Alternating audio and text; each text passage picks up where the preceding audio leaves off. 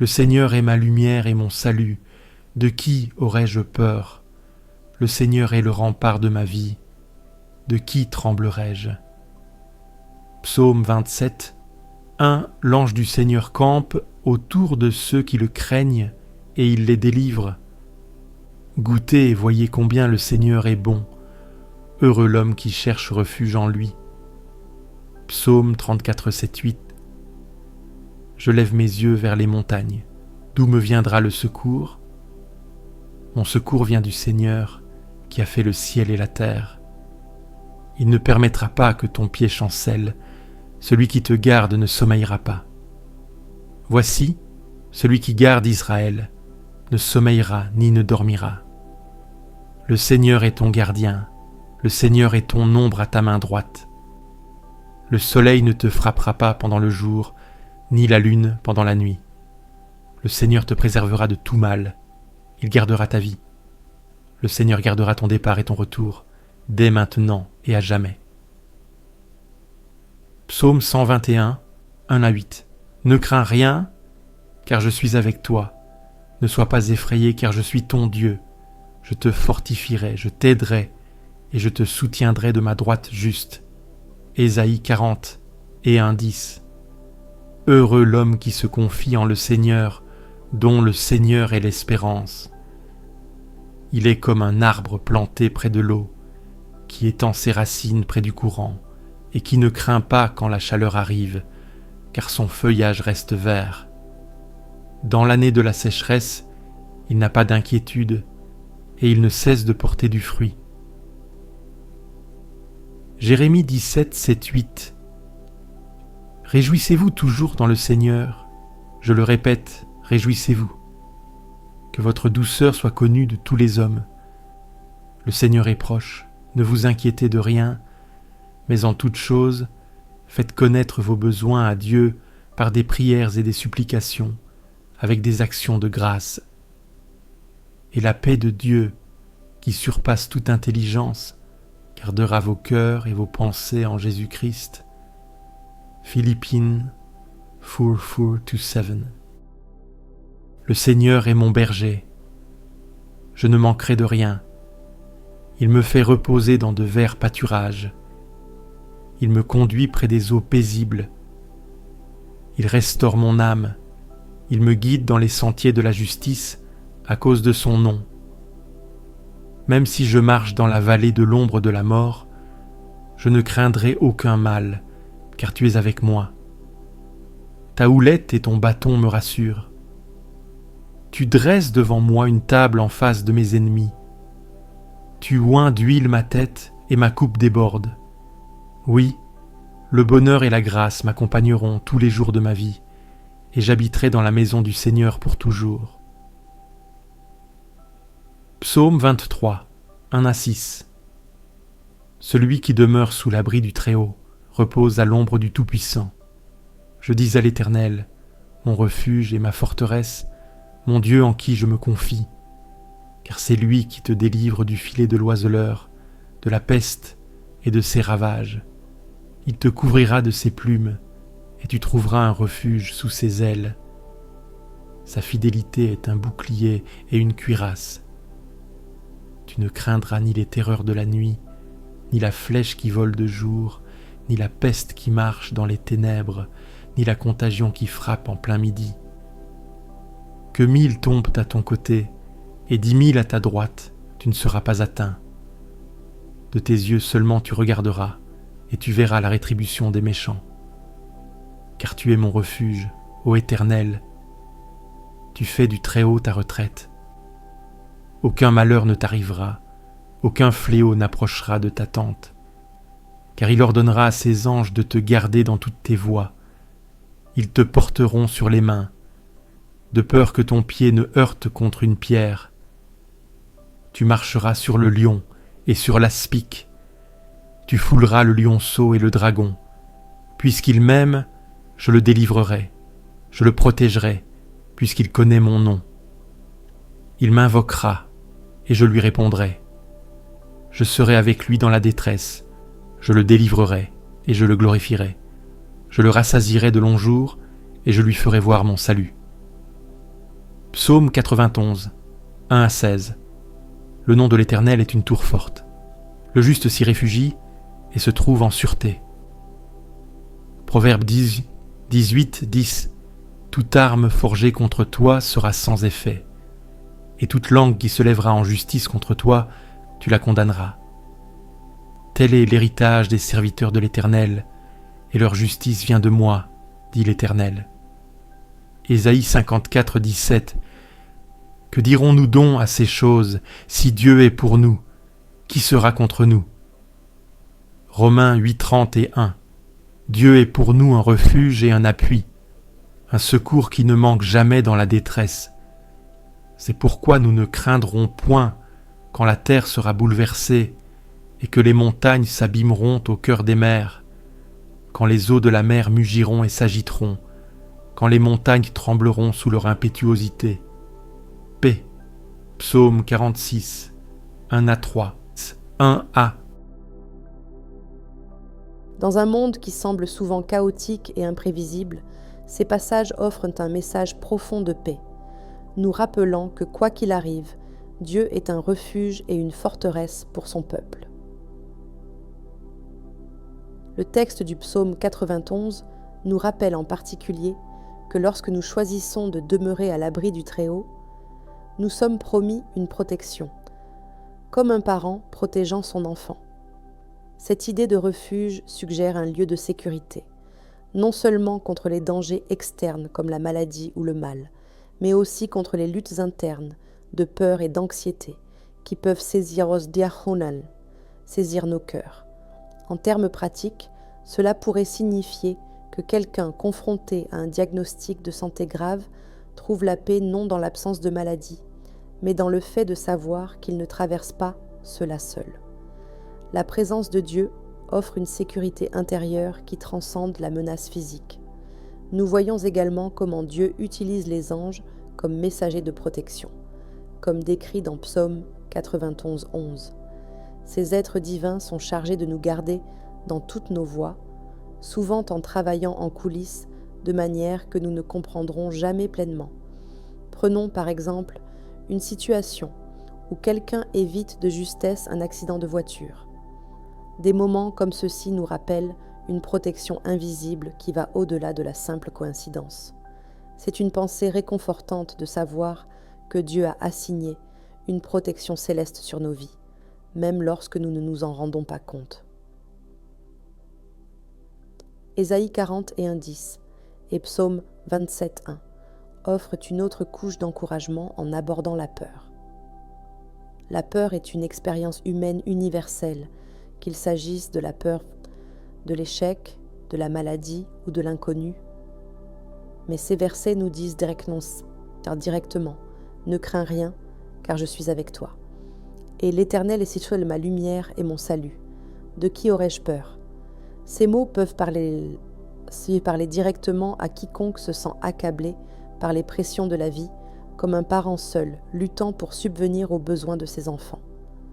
Malgré les défis, ces versets nous appellent à faire confiance à la force de Dieu, qui ne faillit jamais.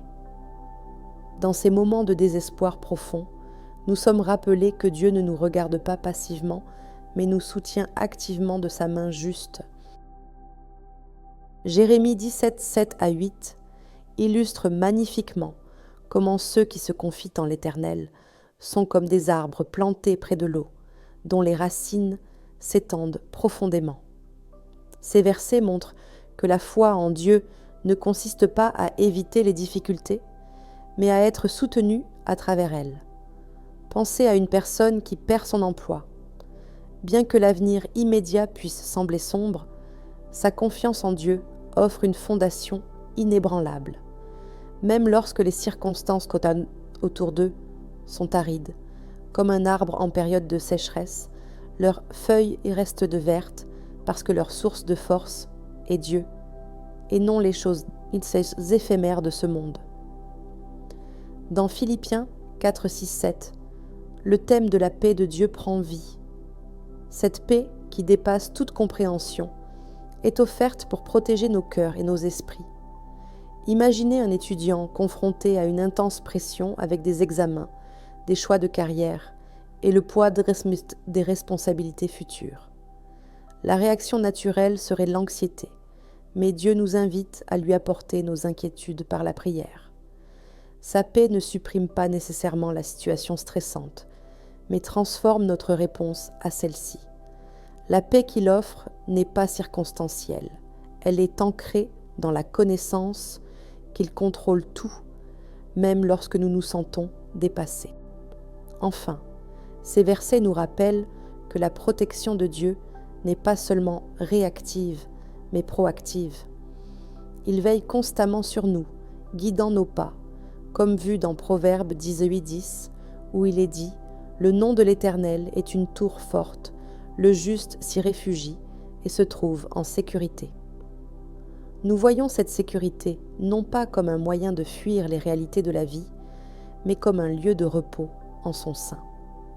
Comme un voyageur pris dans une tempête, lorsque nous courons vers Dieu, nous trouvons refuge. La vie peut encore être orageuse, mais dans son bastion, nous sommes en sécurité. En conclusion, ces versets nous offrent collectivement une invitation à faire confiance aux soins protecteurs de Dieu, à trouver la paix dans sa présence et à puiser de la force dans ses promesses, que ce soit à travers les épreuves de la vie, les anxiétés personnelles ou les menaces externes. Nous sommes encouragés à nous reposer dans la vérité que Dieu est avec nous, nous gardant, nous guidant et nous soutenant tout au long. Ces promesses ne sont pas de simples mots, mais des réalités vivantes qui donnent espoir, paix et une fondation solide pour tout ce qui nous attend. Et si vous ne trouvez pas bon de servir l'Éternel, choisissez aujourd'hui qui vous voulez servir, ou les dieux que servaient de vos pères au-delà du fleuve, ou les dieux des Amoréens dans le pays desquels vous habitez. Moi et ma maison, nous servirons l'Éternel. Josué 24:15. C'est par la sagesse qu'une maison s'élève, et par l'intelligence qu'elle s'affermit. Par la science, les chambres se remplissent de tous les biens précieux et agréables. Proverbe 24:3-4. C'est pourquoi quiconque entend ces paroles que je dis et les met en pratique sera semblable à un homme prudent qui a bâti sa maison sur le rocher. Matthieu 7:24. Maintenant mes yeux seront ouverts et mes oreilles attentives à la prière faite en ce lieu. Car j'ai choisi et sanctifié cette maison, afin que mon nom y soit à jamais. Mes yeux et mon cœur y seront toujours. 2 Chroniques 7:15-16. Et ces commandements que je te donne aujourd'hui seront dans ton cœur. Tu les inculqueras à tes enfants, et tu en parleras quand tu seras dans ta maison, quand tu iras en voyage, quand tu te coucheras et quand tu te lèveras. Tu les liras comme un signe sur tes mains, et ils seront comme des frontaux entre tes yeux. Tu les écriras sur les poteaux de ta maison et sur tes portes. Deutéronome 6:6-9. La malédiction de l'Éternel est dans la maison du méchant, mais il bénit la demeure des justes. Proverbe 3:33. Mon peuple demeurera dans un séjour de paix, dans des habitations sûres, dans des asiles tranquilles. Ésaïe 32:18. Si l'Éternel ne bâtit la maison, ceux qui la bâtissent travaillent en vain. Si l'Éternel ne garde la ville, celui qui la garde veille en vain. Psaume 127. 1. Et vous direz ainsi à mon ami, que la paix soit avec toi, que la paix soit avec ta maison, et que la paix soit avec tout ce que tu as. 1 Samuel 25:6. Voici, ô, qu'il est agréable, qu'il est doux pour des frères de demeurer ensemble. Psaume 133:1. La force et la stabilité d'un foyer sont enracinées dans la foi, la sagesse et une relation avec Dieu. Quand nous pensons à une maison, nous imaginons souvent un bâtiment physique, mais ces écritures étendent cette idée à quelque chose de plus profond. Un foyer construit sur des valeurs spirituelles, où la présence de Dieu demeure et où la paix, l'unité et la sagesse forment sa fondation. Josué 24,15 déclare avec audace « Moi et ma maison, nous servirons l'Éternel ». Ce verset nous rappelle que la direction spirituelle d'une famille est un choix conscient. Dans le monde trépidant d'aujourd'hui, les familles les peuvent s'acclimer, facilement être consumées par les exigences du travail, de l'école et des engagements sociaux, laissant peu de temps pour la réflexion spirituelle. Mais la déclaration de Josué nous défie de faire du service du Seigneur la priorité la plus haute dans nos foyers. Cela peut ressembler à se réunir pour la prière familiale, lire les Écritures ou simplement modéliser la foi dans les actions quotidiennes. Une famille qui choisit de servir Dieu ne suit pas seulement une tradition, mais établit une fondation qui se perpétuera à travers les générations. Les Proverbes 24, 3 à 4 illustrent en outre cela, en montrant comment la sagesse, la compréhension et la connaissance construisent une maison. Dans un sens pratique, cela signifie que les décisions que nous prenons au sein de nos familles, comment nous communiquons, résolvons les problèmes et nous guidons les uns les autres, sont cruciales pour la force du foyer. Imaginez une famille naviguant à travers des défis financiers. Elle pourrait être tentée de se reposer sur sa propre compréhension limitée ou de stresser sur des circonstances qu'elle ne peut contrôler. Cependant, une famille ancrée dans la sagesse de Dieu abordera les défis avec patience et prière, en faisant confiance à ce qu'il fournira des orientations. Les richesses précieuses, diles et agréables dans ces versets ne se réfèrent pas seulement à la richesse matérielle, mais aussi aux bénédictions spirituelles qui remplissent un foyer où Dieu est au centre. L'amour, la joie, la paix et le respect mutuel. Matthieu 7, 24 nous donne l'analogie de la construction d'une maison sur le rocher, par opposition au sable. Une maison construite sur le rocher, la parole de Dieu et ses commandements, résistera aux tempêtes, tandis que celle construite sur un terrain instable s'effondrera. Pensez à un couple confronté à des tensions conjugales. Si leur relation est fondée sur les principes de Dieu, amour, pardon et engagement, ils sont plus susceptibles de surmonter les tempêtes de la vie. Sans cette fondation, les difficultés peuvent facilement conduire à la division. Construire un foyer sur le rocher signifie prendre le temps d'ancrer chaque aspect de la vie familiale dans la vérité de Dieu, en s'assurant que chaque décision, réponse et valeur est alignée avec sa volonté. Deutéronome 6, 6 à 9 va encore plus loin en nous exhortant à transmettre les commandements de Dieu à nos enfants.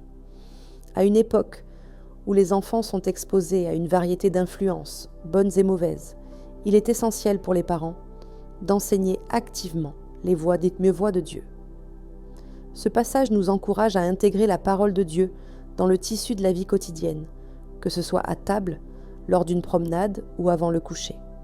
Cela ne nécessite pas des dévotionnels élaborés, mais des conversations simples et intentionnelles sur la foi, la gentillesse et l'intégrité. Tout comme écrire les mots de Dieu sur les montants de la porte symbolise un foyer engagé dans ses voies, incorporer ces enseignements dans les routines familiales aide les enfants à voir la foi comme une partie naturelle et importante de la vie. Psaume 127. Un nous avertit que si l'Éternel ne bâtit pas la maison, ceux qui la bâtissent travaillent en vain. Ce verset nous rappelle que peu importe combien nous essayons de créer de la stabilité ou du succès, cela sera finalement insuffisant à moins que Dieu ne soit au centre. Considérez une famille s'efforçant de sécuriser financièrement, travaillant de longues heures et sacrifiant du temps ensemble pour atteindre leurs objectifs. Bien que subvenir aux besoins matériels soit important, ce verset nous appelle à une priorité plus élevée. Laissez Dieu construire nos foyers. Une famille qui cherche d'abord les orientations de Dieu constatera qu'il non seulement pourvoit à leurs besoins matériels, mais leur accorde également la paix et la sécurité qu'aucun travail ne peut atteindre. Ésaïe 30, 2-18 parle d'une habitation paisible où les familles demeurent en sécurité et au repos. C'est une belle promesse pour les familles qui se sentent moins submergées ou anxieuses face à l'avenir. Nous aspirons tous à un lieu où nous pouvons nous sentir en sécurité, aimés et en paix. Dans un monde plein de stress et d'incertitude, l'assurance que Dieu peut fournir un tel foyer est profondément réconfortante. Un foyer rempli de la présence de Dieu devient un sanctuaire, un lieu de guérison et une source de force pour chaque membre de la famille. Imaginez un foyer où chaque personne, indépendamment des troubles du jour, ressent ce sentiment de sécurité et de paix lorsqu'elle franchit la porte. C'est la bénédiction d'avoir un foyer consacré à Dieu. Enfin, Psaume 133. Premier verset célèbre la beauté de l'unité au sein du foyer. Il y a quelque chose de puissamment unique dans une famille qui vit en harmonie, surtout dans un monde si divisé. L'unité ne signifie pas que tout le monde est d'accord sur tout le temps, mais cela signifie que l'amour, le respect et la force et la stabilité d'un foyer s'enracinent dans la foi, la sagesse et une relation avec Dieu. Lorsqu'on pense à une maison, on imagine souvent un bâtiment physique, mais ces écritures élargissent cette idée à quelque chose de plus profond. Un foyer bâti sur des valeurs spirituelles où la présence de Dieu réside et où la paix, l'unité et la sagesse forment sa fondation. Josué 24,15 déclare avec audace « Moi et ma maison, nous servirons l'Éternel ». Ce verset nous rappelle que la direction spirituelle d'une famille est un choix conscient. Dans le monde trépidant d'aujourd'hui, les familles peuvent facilement être submergées par Jarhaounda, par les exigences du travail, de l'école et des engagements sociaux, laissant peu de temps pour la réflexion spirituelle, mais la déclaration de Josué nous met au défi de faire du service de l'Éternel la priorité la plus élevée dans nos foyers. Cela peut se manifester par des rassemblements, pour la prière familiale, la lecture des Écritures ou simplement par l'exemplification de la foi dans les actions quotidiennes. Une famille qui choisit de servir Dieu ne suit pas seulement une tradition, mais établit une fondation qui perdurera à travers les générations. Les Proverbes 24, 3-4 illustrent en outre comment la sagesse, la compréhension et la connaissance construisent une maison. Dans un sens pratique, cela signifie que les décisions que nous prenons au sein de nos familles, comment nous communiquons, résolvons les problèmes et nous guidons les uns les autres, sont cruciales pour la solidité du foyer. Imaginez une famille naviguant à travers des défis financiers. Elle pourrait être tentée de se reposer sur sa propre compréhension limitée ou de stresser sur des circonstances qu'elle ne peut contrôler. Cependant, une famille ancrée dans la sagesse de Dieu abordera les défis avec patience et prière, en faisant confiance à ce qu'il fournira des orientations. Les richesses précieuses, malarises et agréables de ces versets ne se réfèrent pas seulement à la richesse matérielle, mais aussi aux bénédictions spirituelles qui remplissent un foyer où Dieu est au centre, l'amour, la joie, la paix et le respect de la mutuelle.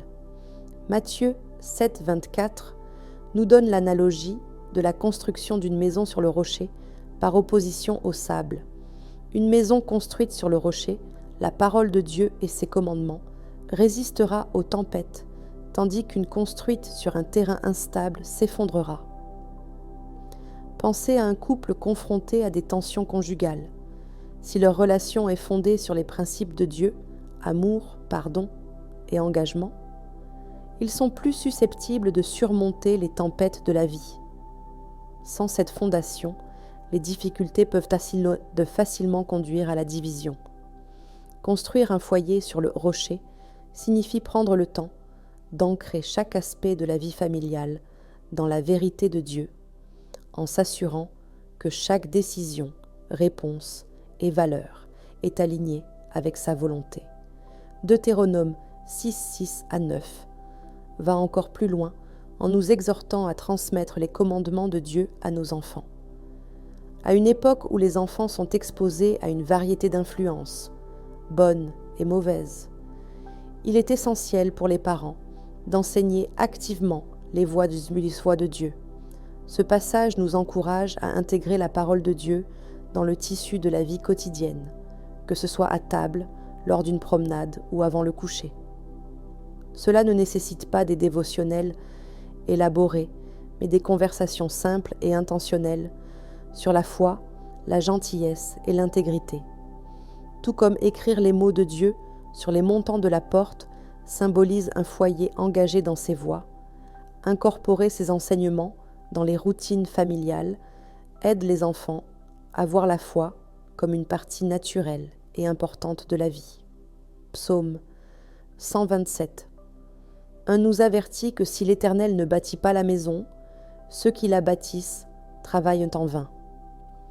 Ce verset nous rappelle que peu importe combien nous essayons de créer de la stabilité ou du succès, cela sera finalement insuffisant à moins que Dieu ne soit au centre. Considérez une famille s'efforçant de sécuriser financièrement, travaillant de longues heures et sacrifiant du temps ensemble pour atteindre leurs objectifs. Bien que subvenir aux besoins matériels soit important, ce verset nous appelle à une priorité plus élevée. Laissez Dieu construire nos foyers. Une famille qui cherche d'abord les orientations de Dieu constatera qu'il non seulement pourvoit à leurs besoins matériels, mais leur accorde également la paix et la sécurité qu'aucun travail ne peut atteindre. Ésaïe 32, 18 parle d'une habitation paisible, où les familles demeurent en sécurité et au repos. C'est une belle promesse pour les familles qui se sentent submergées ou anxieuses face à l'avenir. Nous aspirons tous à un lieu où nous pouvons nous sentir en sécurité, aimer la force et la stabilité d'un foyer s'enracine dans la foi, la sagesse et une relation avec Dieu.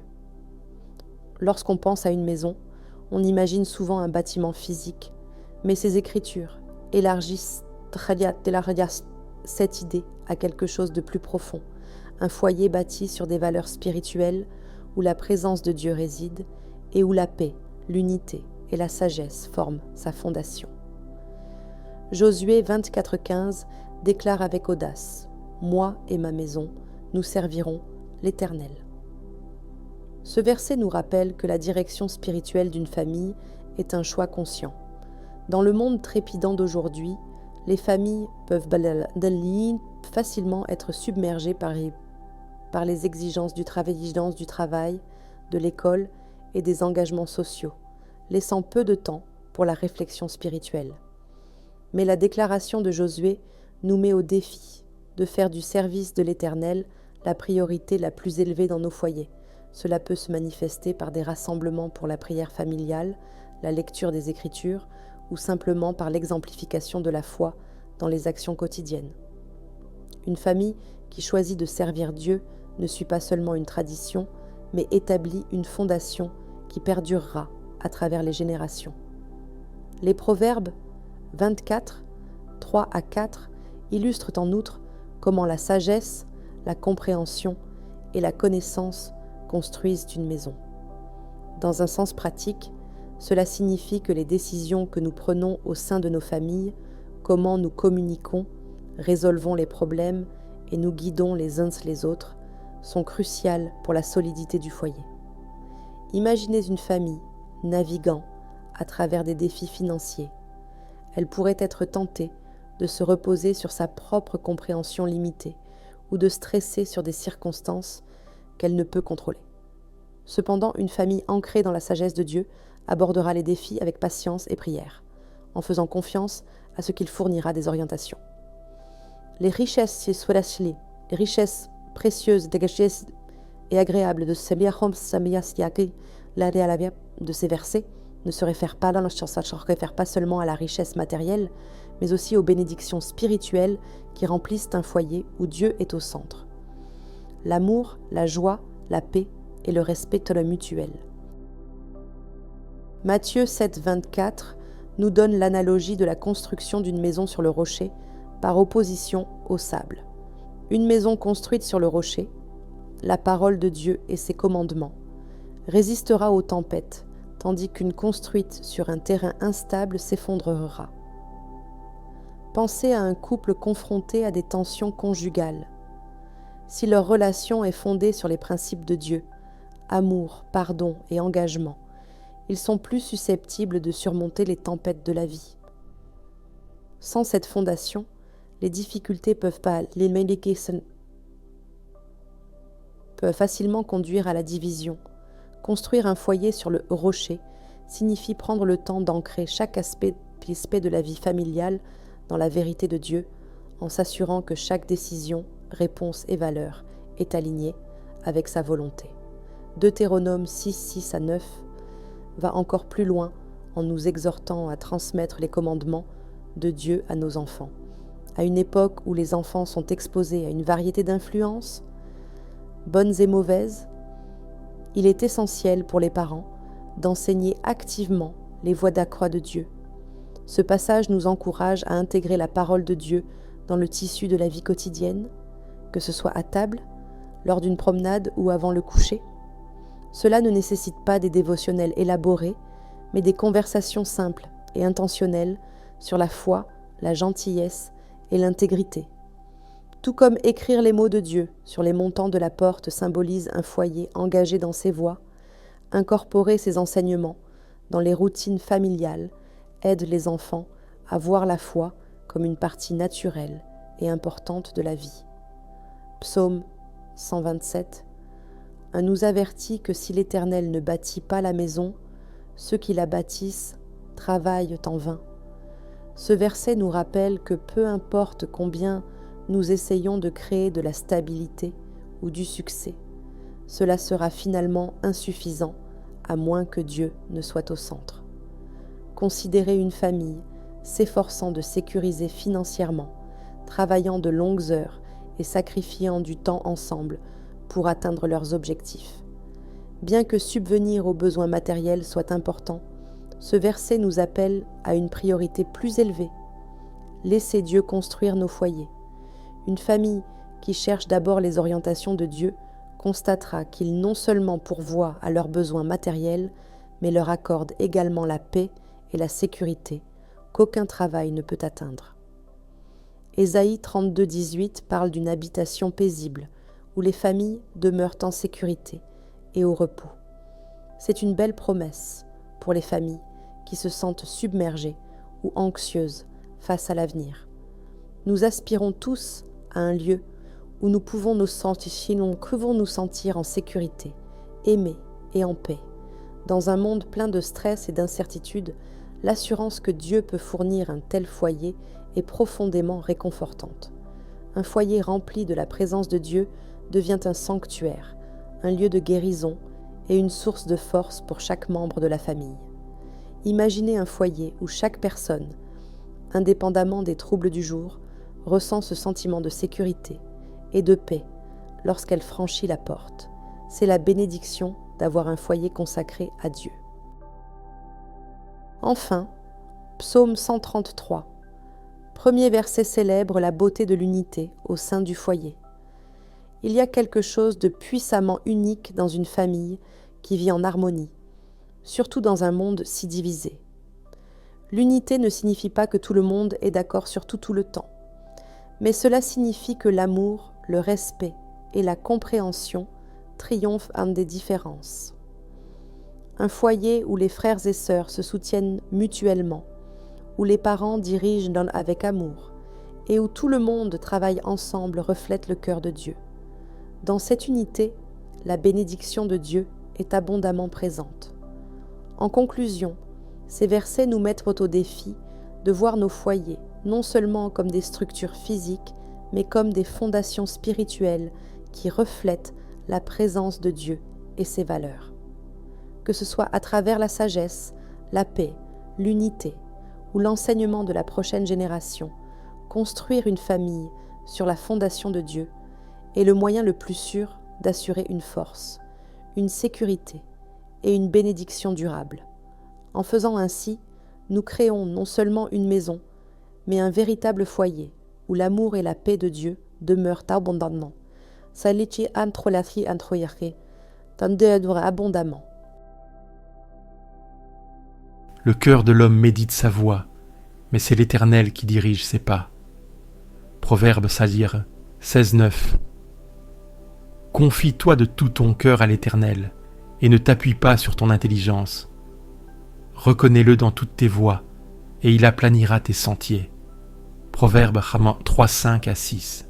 Si tu obéis à la voix de l'Éternel, ton Dieu, en observant et en mettant en pratique tous ces commandements que je te prescris aujourd'hui, l'Éternel, ton Dieu, te donnera la supériorité sur toutes les nations de la terre. Voici toutes les bénédictions qui viendront sur toi et qui seront ton partage, si tu obéis à la voix de l'Éternel, ton Dieu. Tu seras béni dans la ville, et tu seras béni dans les champs. Le fruit de tes entrailles, le fruit de ton sol, le fruit de tes troupeaux, la portée de tes bœufs et la multiplication de tes brebis seront bénis. Ta corbeille et ta huche seront bénies. Tu seras béni à ton arrivée, et tu seras béni à ton départ. L'Éternel te donnera la victoire sur tes ennemis qui s'élèveront contre toi. Ils sortiront contre toi par un seul chemin, et ils s'enfuiront devant toi par 7 chemins. L'Éternel ordonnera la bénédiction d'être avec toi dans tes greniers et dans toutes tes entreprises. Il te bénira dans le pays que l'Éternel, ton Dieu, te donne. Deutéronome 28, 1-8. Apportez à la maison du trésor toutes les dîmes, afin qu'il y ait de la nourriture dans ma maison. Mettez-moi de la sorte à l'épreuve, dit l'Éternel des armées. Et vous verrez si je n'ouvre pas pour vous les écluses des cieux, si je ne répands pas sur vous la bénédiction en abondance. Malachie 3:10. L'Éternel te bénisse, et qu'il te garde. L'Éternel fasse luire sa face sur toi, et qu'il t'accorde sa grâce. L'Éternel tourne sa face vers toi, et qu'il te donne la paix. Nombre 6, 24-26. Car je connais les projets que j'ai formés sur vous, dit l'Éternel, projets de paix et non de malheur, afin de vous donner un avenir et de l'espérance. Jérémie 29:11. Et mon Dieu pourvoira à tous vos besoins, selon sa richesse, avec gloire, en Jésus-Christ. Philippiens 4:19. Ô combien est grande ta bonté, que tu tiens en réserve pour ceux qui te craignent, que tu témoignes à ceux qui cherchent en toi leur refuge, à la vue des fils de l'homme. Psaume 30 et 1:19. Que l'Éternel t'exauce au jour de la détresse, que le nom du Dieu de Jacob te protège, que du sanctuaire il t'envoie du secours, que de Sion il te soutienne, qu'il se souvienne de toutes tes offrandes et qu'il agrée tes holocaustes, qu'il te donne ce que ton cœur désire et qu'il fasse réussir tous tes desseins. Psaume 20, 1-5. Recommande à l'Éternel tes œuvres et tes projets réussiront. Proverbe 16:3. Celui qui est attentif à la parole trouvera le bonheur, et celui qui se confie en l'Éternel est heureux. Proverbe 16:20. Voici, je suis avec toi. Je te garderai partout où tu iras, et je te ramènerai dans ce pays. Car je ne t'abandonnerai point, jusqu'à ce que j'aie accompli ce que je t'ai dit. Genèse 28:15. Car je te prescris aujourd'hui d'aimer l'Éternel ton Dieu, de marcher dans ses voies, et d'observer ses commandements, ses lois et ses ordonnances, afin que tu vives, et que tu multiplies, et que l'Éternel ton Dieu te bénisse dans le pays dont tu vas entrer en possession. Deutéronome 30:16. Vous servirez l'Éternel votre Dieu, et il bénira ton pain et tes eaux, et j'éloignerai la maladie du milieu de toi. Exode 23-25. Je ferai de toi une grande nation, et je te bénirai, et je rendrai ton nom grand, et tu seras une source de bénédiction. Genèse 12, Ces versets illustrent magnifiquement le thème de la direction et de la bénédiction de Dieu. Ils nous rappellent que bien que nous puissions avoir nos propres plans, c'est finalement Dieu qui nous mène sur le meilleur chemin. Faire confiance à sa direction apporte non seulement de la clarté et de la paix, mais aussi des bénédictions abondantes qui touchent tous les domaines de notre vie. Proverbe 16:9 dit « Le cœur de l'homme médite sa voie, mais c'est l'Éternel qui affermit ses pas. » C'est un puissant rappel que bien que nous puissions nous efforcer de planifier et de contrôler chaque détail de notre avenir, c'est Dieu qui dirige ultimement nos pas. Imaginez quelqu'un planifiant méticuleusement sa carrière, fixant chaque étape de progression.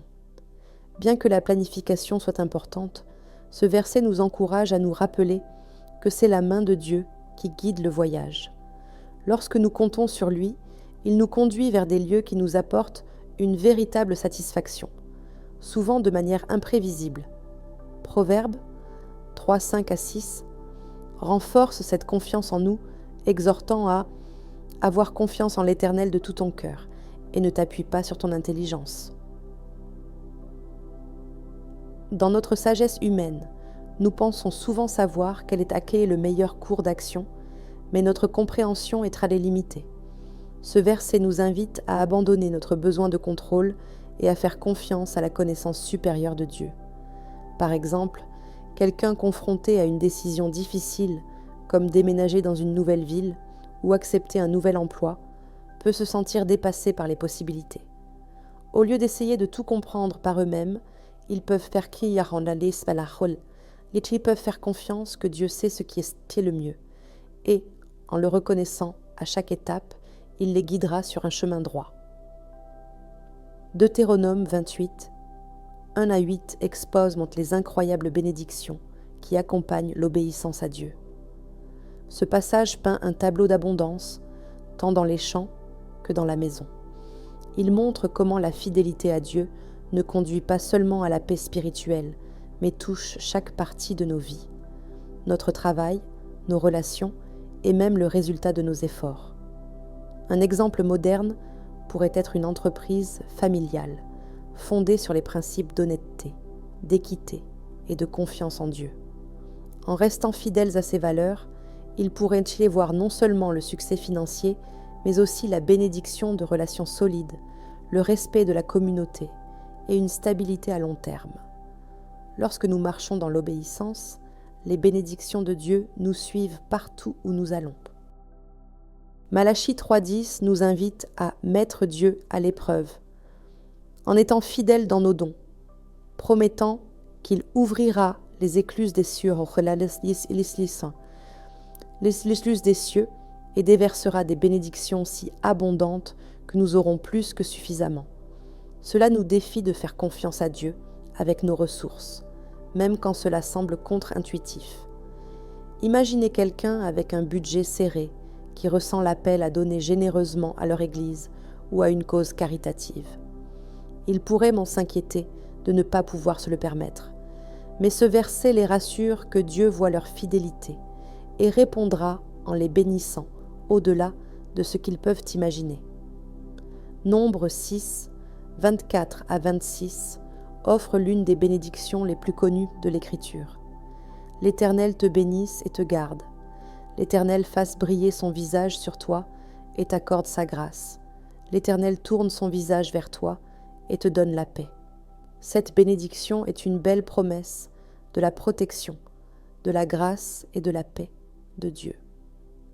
C'est comme un parent qui bénit son enfant avant qu'il ne parte dans le monde, lui rappelant qu'il est couvert par l'amour et la guidance. Dans les moments d'anxiété, de stress ou d'incertitude, nous pouvons trouver du réconfort en sachant que la faveur de Dieu est sur nous et que sa paix nous suivra partout où nous irons.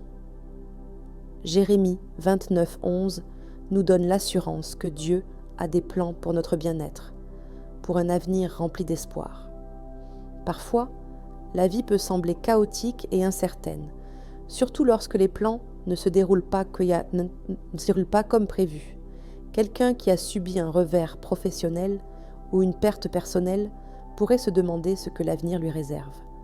Pourtant, ce verset lui rappelle que les plans de Dieu sont bons et que même au milieu des déceptions, il les conduit vers un avenir plein d'espoir.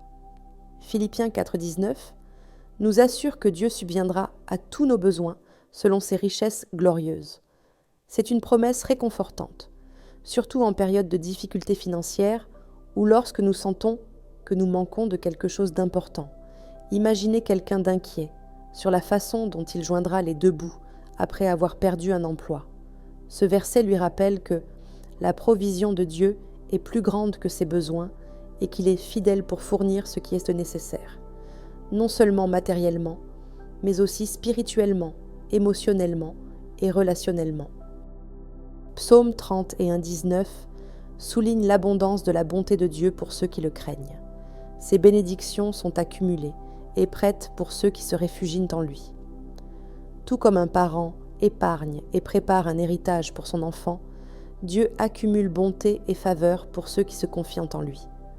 Nous pouvons donc nous réconforter en sachant que la bonté de Dieu n'est pas limitée mais débordante, prête à être déversée sur ceux qui le cherchent. Proverbe 16,3 nous invite à remettre à l'Éternel nos activités et nos projets seront affermis. C'est un rappel important que lorsque nous consacrons nos efforts à Dieu, il les bénit et les fait prospérer. Que ce soit un étudiant qui étudie pour un examen ou un entrepreneur qui lance une nouvelle entreprise, ce verset nous encourage à placer tous nos efforts entre les mains de Dieu, en lui faisant confiance pour qu'il les guide vers le succès, de manière qui corresponde à sa volonté. Dans Genèse 28,15, Dieu promet à Jacob qu'il sera avec lui partout où il ira, en disant « Je ne te quitterai pas jusqu'à ce que j'ai accompli ce que je t'ai promis ». C'est une profonde assurance que Dieu est à nos côtés à chaque étape de notre chemin et que sa fidélité est inébranlable. Quelles que soient là les épreuves ou les détours que nous rencontrons, nous pouvons être certains que les promesses de Dieu seront accomplies. Deutéronome 30,16 relie l'obéissance à Dieu avec les bénédictions et la vie. Lorsque nous aimons Dieu, marchons dans ses voies et observons ses commandements, nous ouvrons la porte à sa faveur. C'est comme un agriculteur qui suit les conseils d'un jardinier expert, assurant une récolte abondante. En nous alignant sur les voies de Dieu, nous cultivons une vie où ses bénédictions peuvent prospérer. Exode 23-25 nous rassure que servir Dieu s'accompagne de la promesse de la provision et de la santé. L'acte simple de servir le Seigneur ouvre la porte aux bénédictions concernant nos besoins quotidiens. Cela apporte un grand encouragement à ceux qui luttent avec des problèmes de santé ou des préoccupations liées à leur subsistance quotidienne. Lorsque nous servons fidèlement le Seigneur, il promet de prendre soin de nous en veillant à ce que nos besoins essentiels, comme la nourriture et la santé, soient satisfaits. Enfin, Genèse 12. 2 résume la promesse de Dieu de faire de nous une bénédiction pour les autres. Comme il nous bénit, nous sommes appelés à être une source de bénédiction pour le monde qui nous entoure. Imaginez quelqu'un qui a été béni par une stabilité financière et qui choisit d'investir dans les autres, que ce soit en donnant, en mentorant ou en soutenant des causes qui s'alignent avec le cœur de Dieu. En nous bénissant, Dieu fait de nous des canaux de son amour, de sa grâce et de sa provision pour les autres, multipliant sa bonté dans le monde. En conclusion, ces versets soulignent que la guidance de Dieu nous conduit à une vie de bénédiction et d'abondance. Lorsque nous lui confions nos plans, que nous faisons confiance à son timing et que nous marchons dans l'obéissance, nous ouvrons la porte à des bénédictions qui non seulement répondent à nos besoins, mais débordent dans tous les aspects de nos vies. En faisant confiance au plan de Dieu, nous pouvons nous reposer dans l'assurance que sa bonté, sa protection et sa provision nous suivront où que nous allions, nous permettant de vivre non seulement des vies bénies, mais des vies qui bénissent les autres.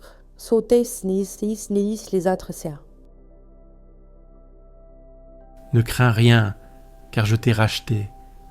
Je t'ai appelé par ton nom, tu es à moi. Quand tu traverseras les eaux, je serai avec toi. Et les fleuves, ils ne te submergeront pas. Quand tu marcheras dans le feu, tu ne seras pas brûlé, et la flamme ne t'embrasera pas. Car je suis l'Éternel, ton Dieu, le Saint d'Israël, ton Sauveur. Isaïe 43, 1-3. Moïse dit au peuple, ne craignez point, restez en place, et voyez la délivrance que l'Éternel va vous accorder en ce jour. Car les Égyptiens que vous voyez aujourd'hui, vous ne les verrez plus jamais. L'Éternel combattra pour vous, et vous, gardez le silence. Exode 14, 13-14. Si je marche au milieu de la détresse, tu me rends la vie. Tu étends ta main contre la colère de mes ennemis, et ta droite me sauve. Psaume 138, déné de nan Usha. 138, celui qui demeure sous l'abri du Très-Haut repose à l'ombre du Tout-Puissant. Je dis à l'Éternel, mon refuge et ma forteresse, mon Dieu en qui je me confie, car c'est lui qui te délivre du filet de l'oiseleur, de la peste et de ses ravages. Il te couvrira de ses plumes, et sous ses ailes tu trouveras refuge. Sa fidélité est un bouclier et une cuirasse. Tu ne craindras ni les terreurs de la nuit, ni la flèche qui vole de jour, ni la peste qui marche dans les ténèbres, ni la contagion qui frappe en plein midi. Que 1000 tombent à ton côté et 10 000 à ta droite, tu ne seras pas atteint, de tes yeux seulement tu regarderas, et tu verras la rétribution des méchants. Car tu es mon refuge, ô Éternel, tu fais du Très-Haut ta retraite. Aucun malheur ne t'arrivera, aucun fléau n'approchera de ta tente, car il ordonnera à ses anges de te garder dans toutes tes voies. Psaume 91, 1-11. Garde-moi comme la prunelle de l'œil, protège-moi à l'ombre de tes ailes. Psaume 17, 8. Dieu mon rocher en qui je trouve un abri, mon bouclier, la force qui me sauve, mon haut lieu sûr et mon refuge. Mon sauveur, tu me garantis de la violence. Je m'écrie, loué soit l'Éternel, et je suis délivré de mes ennemis. 2 Samuel 22, 3-4. L'Éternel est bon, il est un refuge au jour de la détresse, il connaît ceux qui se confient en lui. Naoum 1,7. Le Seigneur me délivrera de toute œuvre mauvaise et me sauvera pour son royaume céleste. À lui la gloire au siècle des siècles. Amen. 2 Timothée 4,18. Mais moi je chanterai ta force. Dès le matin je célébrerai ta bonté, car tu es pour moi une forteresse, un refuge au jour de ma détresse. Psaume 59, 16. Nous savons du reste que tout concourt au bien de ceux qui aiment Dieu, de ceux qui sont appelés selon son dessein. Romains 8, 28. Du sein de la détresse, j'ai invoqué l'Éternel. L'Éternel m'a exaucé, m'a mis au large. L'Éternel est pour moi, je ne crains rien. Que peuvent me faire des hommes? L'Éternel est pour moi parmi ceux qui me secourent, et je verrai ma vengeance sur ceux qui me haïssent. Mieux vaut chercher un refuge en l'Éternel que de se confier à l'homme. Mieux vaut chercher un refuge en l'Éternel que de se confier au prince. Psaume 118, 5-9. C'est donc avec assurance que nous disons « Le Seigneur est mon aide, je ne craindrai rien. Que peut me faire un homme ?» Hébreux 13, 7. Mais toi, ô Éternel, tu es mon bouclier, tu es ma gloire, et tu relèves ma tête. Psaume 3:3. Ces versets sur la délivrance et la force de Dieu sont un puissant rappel que, quelles que soient les meurtres, les épreuves que nous affrontons, la protection et la guidance de Dieu sont inébranlables. Dans les moments de peur, d'incertitude ou de difficulté, ces écritures offrent espoir, encouragement et l'assurance que nous ne sommes pas seuls. La force de Dieu n'est pas seulement une source de réconfort, c'est une promesse de délivrance, une garantie que sa présence nous portera à travers même les circonstances les plus difficiles. Ésaïe 43. 1 à 3 parle directement à nos cœurs avec les mots « Ne crains rien, car je t'ai racheté, je t'ai appelé par ton nom, tu es à moi ». Cette déclaration personnelle de Dieu nous rappelle que nous lui appartenons. Il nous connaît par notre nom et sa protection est personnelle et intime. Pensez à un enfant perdu dans une foule, saisi par la peur jusqu'à ce que ses parents crient « Je suis là ». Ce moment de reconnaissance apporte un soulagement instantané. De la même manière, Dieu nous rassure qu'il est avec nous, même lorsque nous traversons des eaux profondes ou des épreuves ardentes. Ces versets nous rappellent que Dieu ne promet pas que nous n'affronterons pas de défis. Plutôt, il promet d'être avec nous à travers eux, en s'assurant que nous ne serons pas submergés ni consumés. Dans Exode 14, 13-14, Moïse dit aux Israélites « Ne craignez rien, tenez bon, et voyez la délivrance que l'Éternel va vous accorder aujourd'hui. » Ce commandement a été donné juste alors que les Israélites faisaient face à la mer Rouge devant eux et à l'armée de Pharaon derrière. Ils étaient mal y piégés, mais les mots de Moïse n'étaient pas sur l'évasion, mais sur le fait de rester immobile dans la foi. Combien de fois nous retrouvons-nous dans des situations où la seule issue semble impossible? Peut-être est-ce une crise financière, une relation brisée ou une peur pour la santé. Tout comme Dieu a ouvert la mer Rouge pour les Israélites, il est capable de frayer un chemin dans des situations qui semblent insurmontables. Parfois, la chose la plus fidèle que nous pouvons faire est de rester immobile, de faire confiance et de laisser Dieu combattre pour nous. Psaume 91, 1 à 11, nous offre une image de refuge, où Dieu est comparé à une forteresse, un lieu de sécurité et de protection. Celui qui demeure sous l'abri du Très-Haut repose à l'ombre du Tout-Puissant. Ces versets évoquent dans l'imagerie de Dieu nous couvrant de ses ailes, comme un oiseau mère protégeant ses jeunes. Dans la vie, nous faisons souvent face à des attaques, qu'il s'agisse d'anxiété, de peur ou de pression externe. Tout comme un oiseau protège ses jeunes des dangers du monde, Dieu nous couvre, nous gardant en sécurité du terreur de la nuit et de la flèche qui vole de jour. Même quand des milliers peuvent tomber autour de nous, nous sommes assurés que le mal ne nous approchera pas. Cela nous donne la confiance d'affronter n'importe quel défi, sachant que les anges de Dieu veillent sur nous, nous gardant dans toutes nos voies. Psaume 138, 7 nous montre une image vivante de Dieu tendant la main pour nous délivrer des ennuis. Quand je marche au milieu de la détresse, tu me rends libre à la vie. Ce n'est pas une promesse que nous ne rencontrerons jamais de difficultés, mais qu'au milieu de celle-ci, Dieu nous préservera. Imaginez quelqu'un marchant sur un chemin dangereux, entouré de menaces, et la main de Dieu est tendue pour le tirer hors du danger juste à temps.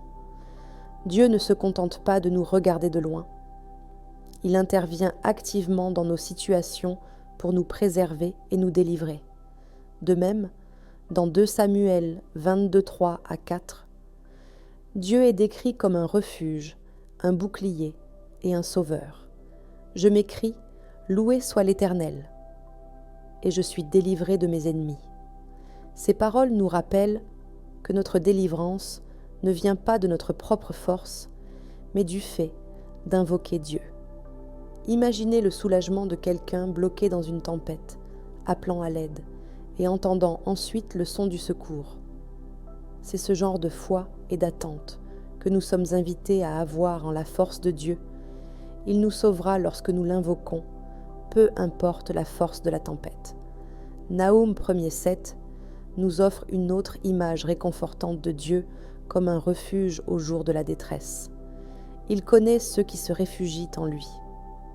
Cette assurance que Dieu nous connaît, personnellement, lorsque nous cherchons refuge en lui, parle de la relation profonde que nous avons avec notre Créateur.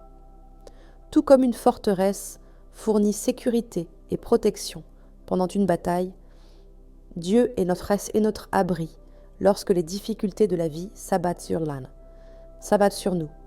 Dans 2 Timothée 4,18, l'apôtre Paul déclare « Le Seigneur me délivrera de toute œuvre mauvaise et me sauvera pour son royaume céleste ».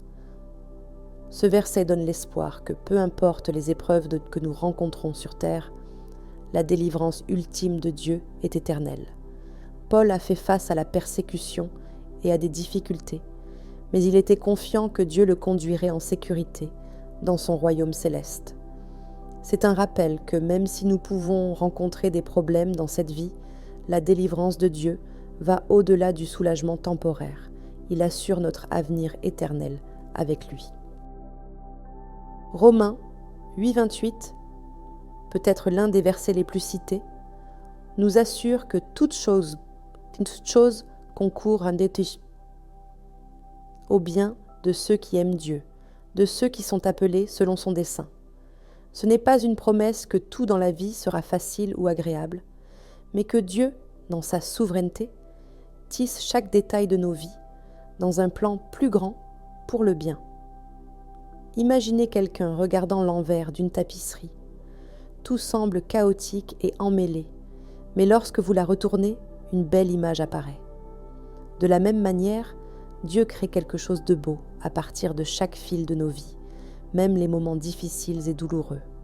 Psaume 118, 5-9 nous rappelle la présence inébranlable de Dieu en disant « Du sein de la détresse, j'ai invoqué l'Éternel. L'Éternel m'a exaucé, m'a mis au large. » Dans les moments de peur et d'incertitude, lorsque nous invoquons Dieu, il répond. C'est une source de réconfort profonde. Imaginez un sauveteur tirant un nageur en difficulté hors de l'eau. Le nageur est impuissant à se sauver, mais lorsqu'il crie à l'aide, la force du sauveteur le ramène à la sécurité. De la même manière, Dieu entend nos cris et nous relève, même lorsque nous sommes submergés par les défis de la vie. Hébreux 13,6 déclare avec puissance « Le Seigneur est bien mon aide. Je ne craindrai rien. Que peuvent-elles me faire des hommes ?» Cela fait écho à Psaume 3,3 qui appelle Dieu « Mon bouclier, ma gloire, et celui qui relève ma tête. » Ces versets au Saléré nous rappellent qu'avec Dieu comme notre aide, nous n'avons pas à craindre ce que les autres peuvent faire. Même face à l'opposition ou au danger, Dieu est à notre bouclier, nous protégeant du mal. C'est comme avoir un ami fort et de confiance à vos côtés dans chaque conflit. Vous vous sentez en sécurité, sachant qu'il est avec vous. En conclusion, ces écritures révèlent la force inébranlable de Dieu et son engagement à nous délivrer des ennuis. Que nous passions par des eaux profondes, que nous affrontions des ennemis ou que nous marchions au milieu de la peur, la protection de Dieu est certaine. Il est notre rocher, notre refuge et notre forteresse. Nous pouvons avoir confiance que sa main nous préservera, ses anges nous garderont, et sa présence ne nous quittera jamais. Lorsque nous l'appelons, il nous entend, nous délivre et fait concourir toutes choses pour notre bien.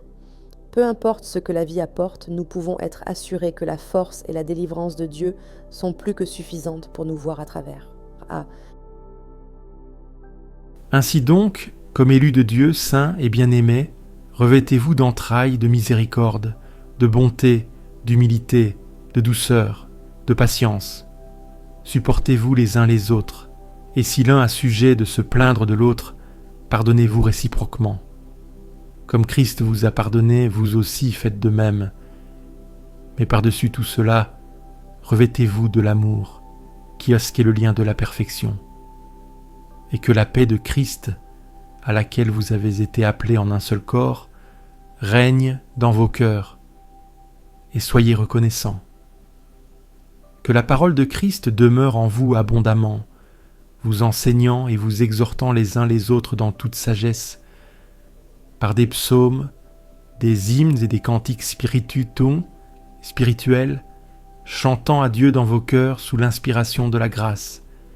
Et quoi que vous fassiez, en parole ou en œuvre, faites tout au nom du Seigneur Jésus, rendant par lui des actions de grâce à Dieu le Père. Colossiens 3, 12 à 17. Que l'amour soit sans hypocrisie. Ayez le mal en horreur. Attachez-vous au bien. Par amour fraternel, soyez pleins d'affection les uns pour les autres. Par honneur, usez de prévenance réciproque. Ne ralentissez pas dans votre zèle. Soyez fervents d'esprit, servez le Seigneur. Réjouissez-vous dans l'espérance. Soyez patients dans la tribulation. Persévérez dans la prière. Pourvoyez aux besoins des saints. Exercez l'hospitalité. Bénissez ceux qui vous persécutent. Bénissez et ne maudissez pas. Réjouissez-vous avec ceux qui se réjouissent. Pleurez avec ceux qui pleurent. Ayez les mêmes sentiments les uns envers les autres. Ne soyez pas orgueilleux, mais associez-vous aux humbles. Ne vous estimez pas sage vous-même. Ne rendez à personne le mal pour le mal. Recherchez ce qui est bien devant tous les hommes. Si cela est possible, autant que cela dépend de vous, soyez en paix avec tous les hommes. Bien-aimés, ne vous vengez pas vous-même, mais laissez agir la colère, car il est écrit « À moi la vengeance, à moi la rétribution, dit le Seigneur. Mais si ton ennemi a faim, donne-lui à manger. S'il a soif, donne-lui à boire.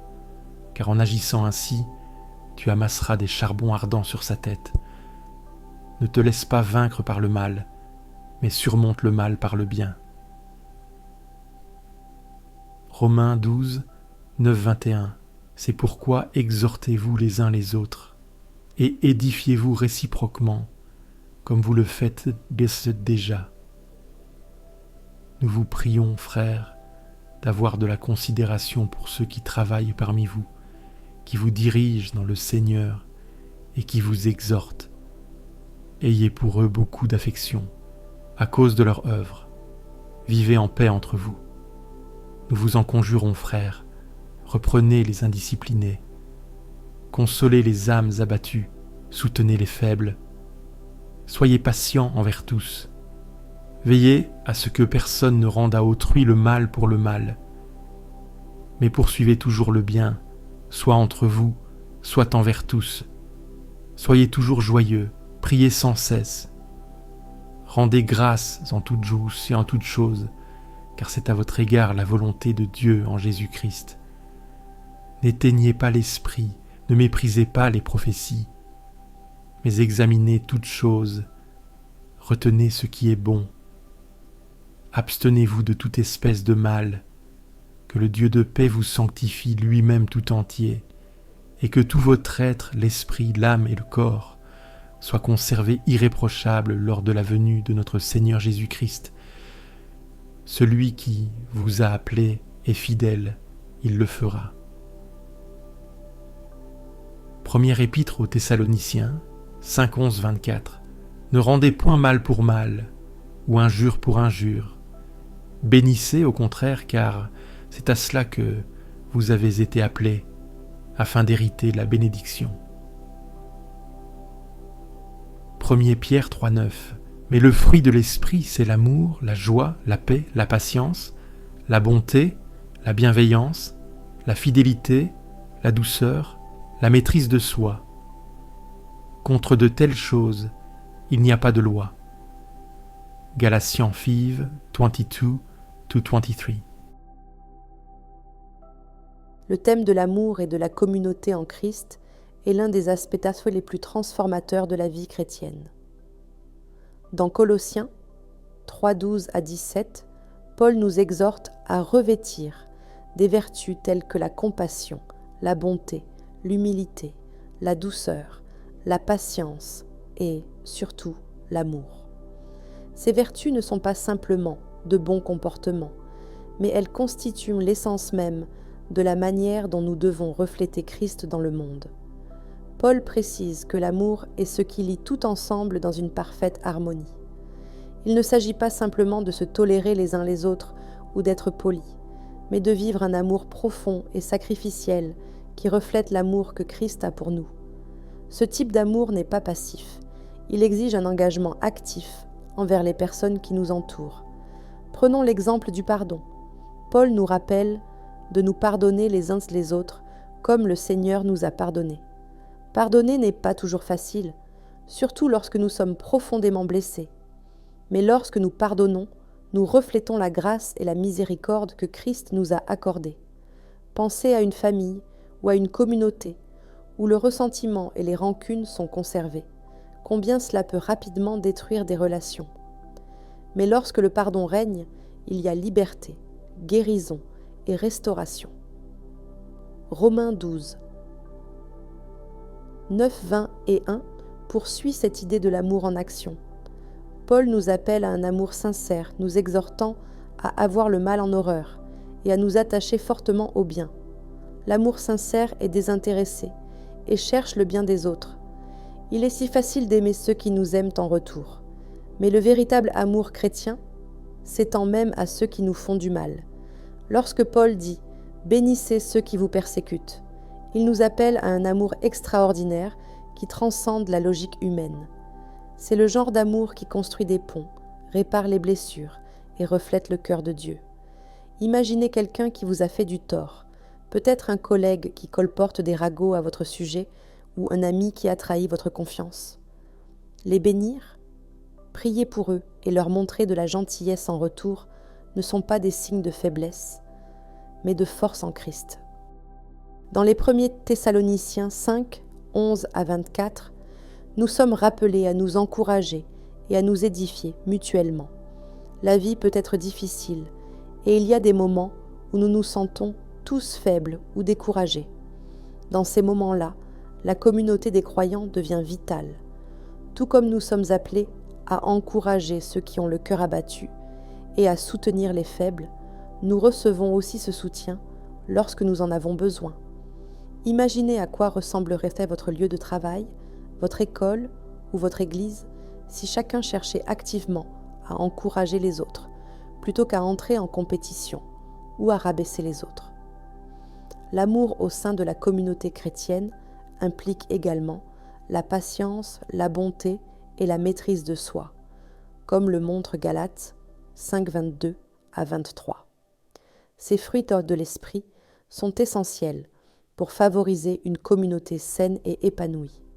Que ce soit dans nos familles, nos églises ou nos amitiés, la patience et la bonté sont des éléments essentiels pour résoudre les conflits et promouvoir la paix. Pensez à un moment où vous avez réagi rapidement, avec colère ou dureté dans vos paroles. Comment cela a-t-il affecté vos relations ? Maintenant, considérez l'impact de la patience et des paroles douces dans un monde qui glorifie souvent l'autopromotion et les tempéraments impulsifs. Les chrétiens sont appelés à vivre différemment, incarnant l'amour et la paix de Christ. Les jeunes gens se fatiguent et se lassent, et les hommes vigoureux chancellent. Mais ceux qui se confient en l'Éternel renouvellent leurs forces. Ils prennent des ailes comme les aigles, ils courent et ne se lassent point, ils marchent et ne se fatiguent point.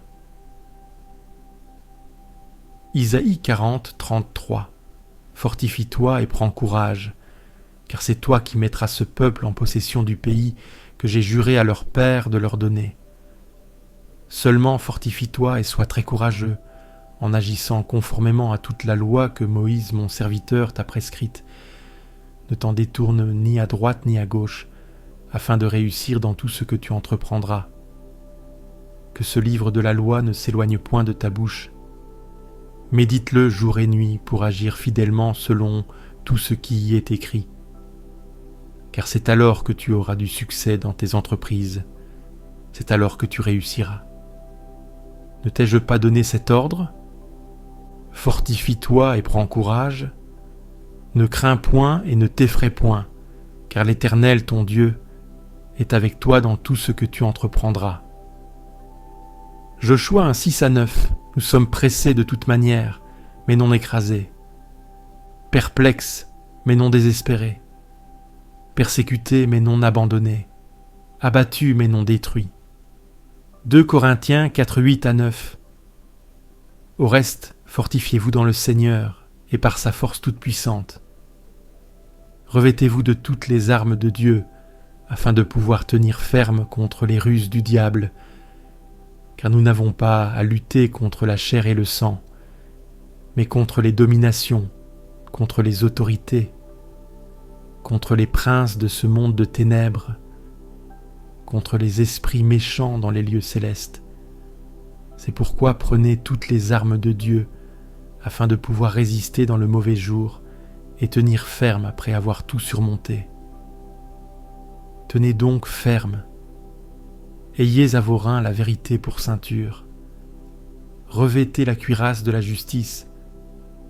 Mettez pour chaussure à vos pieds le zèle que donne l'évangile de paix.